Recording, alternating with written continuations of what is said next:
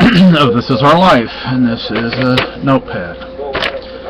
So this video, I had a friend on Facebook. I defriended the person just a minute or two ago. And she's anti-psychiatry. Now the thing is, she has some great things to say. Okay, and right now I'm still subscribed to her blog or whatever it is that she does. That's through email. I no longer subscribe to her on Facebook. I told her in the comments why. Excuse me. And I'm going to provide a link on here.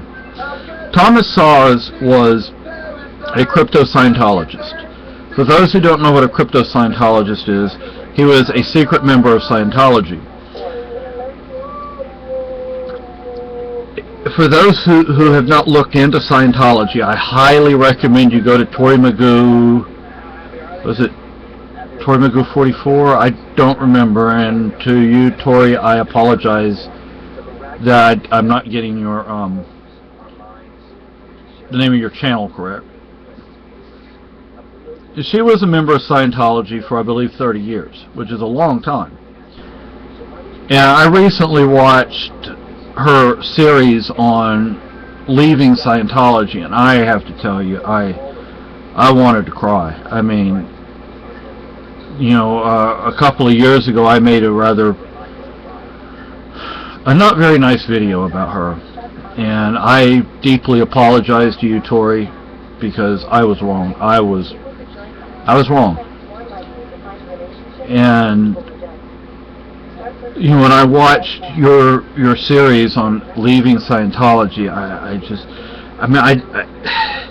for some reason, it didn't sink in that, after 30 years, it's not just that you spent 30 years in, like, an organization, I mean, there are organizations where you can spend 30 years, it's no big deal, but Scientology is different. Scientology, they brainwash you, they get you to believing anything outside of Scientology is evil, it's bad, and so your life is nothing but Scientology. So all your family and friends, everything you know, is Scientology. And she made that step, she made that leap, and I can tell you from watching that video, she was scared, but she was brave, and she made that leap, and she took that step that she needed to take, and she got out. I had been thinking that, well, she just called him and said, hey, I'm no longer involved with you, leave me alone. Well, it actually wasn't like that. It was more involved. Watch her series. And A Piece of Blue Sky. You can get A Piece of Blue Sky. It's a book by a former Scientologist. There's a free PDF version online. I don't know if I'm going to bother putting that in the description box or not. But I'm going to put a link up to Dr. Wiseman. I don't remember his first name. Dr. Wiseman. He talks about Thomas Szasz. And my understanding is Tori didn't have much or anything to do with the Thomas Szasz Citizens Committee for Human Rights or whatever it's called, part of Scientology. She wasn't involved with that aspect of it. Go to Xenu TV. I mean, I'm not a fan of Mark Bunker, but still, he has some great videos. Check him out.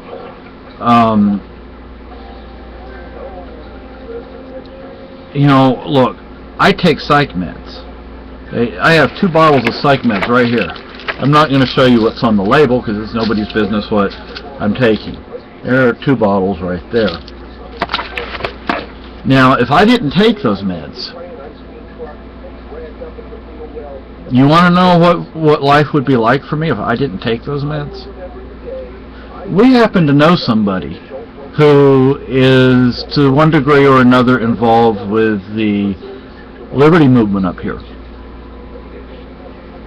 And he's crazy.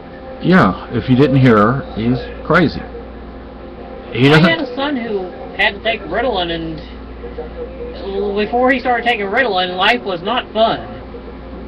And you know how Tom Cruise raved on the Oprah show about people who give their children Ritalin. No. Like you're a criminal.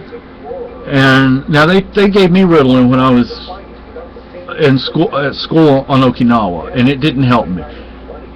You know, this medicine right here isn't going to help everybody.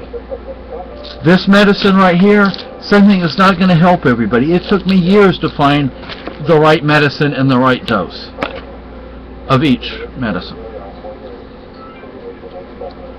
Kind of a science experiment until they figure out what works for you. Yeah, and see, that's not true with just psych medicine. You go with non-psych medicine, well, we're going to give you this drug to treat whatever it is you have. It may or may not work. If it doesn't, we'll try something else. Let me tell you about diabetes. I've got one that tears my body up, but still my blood sugars aren't where they should be. So people think, I mean, you would not want to know me if I wasn't on this medicine. Okay? My wife takes the diabetes medicine, and like she just said, it tears her guts up. But she takes it.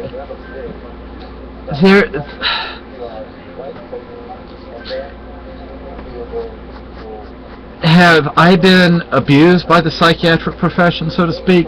Yeah, I've had quite a bit of abuse, but I've also had good come out of it. But let's view education. Okay, so some public schools don't really teach anything good. So does that mean we're going to get rid of education altogether? No, you don't throw the baby out with the bathwater. No, you can't get rid of the government indoctrination camps. You know, I mean, there's private school, there's homeschooling, there's another type of homeschooling which you're not teaching your child necessarily. It's like a group of people get together, group of families get together, and I guess whoever tends to be more qualified for a subject does the teaching, but everybody kind of pitches in for the materials. There's something called unschooling. So you're going to throw the baby out with the bathwater. That's like the anti-psychiatry people want to throw the baby out with the bathwater. That makes absolutely no sense. You get rid of the bad, but you keep the good. Okay? But I've seen a lot of bad and a lot of good in psychiatry and psychology. Yeah, you know, all these people that pretend to care and talk a good talk, they're not doing anything to get rid of these bad people, but they brush everybody with the same brush. I mean, they paint everybody with the same brush. The bad and the good and the bad. I've seen it all. Why don't you get rid of the bad? Why don't we concentrate on helping the good people and the good programs and the good medicines? You know, don't throw the baby out with the bathwater, people. And it's ridiculous.